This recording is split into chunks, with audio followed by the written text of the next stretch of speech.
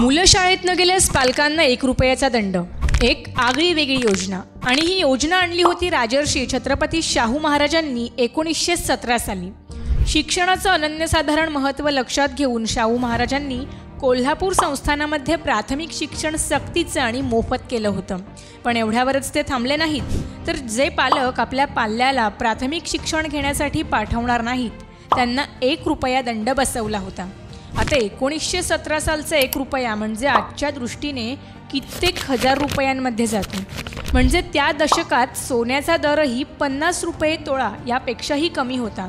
यावरून तेव्हाचा 1 रुपया हा दंड किती मोठा होता आणि सक्तीच्या शिक्षणाबाबत शाहू महाराज किती दक्ष होते हे लक्षात येतं. ही माहिती कशी वाटली कमेंट करून नक्की सांगा आणि संवाद सेतूला फॉलो करा.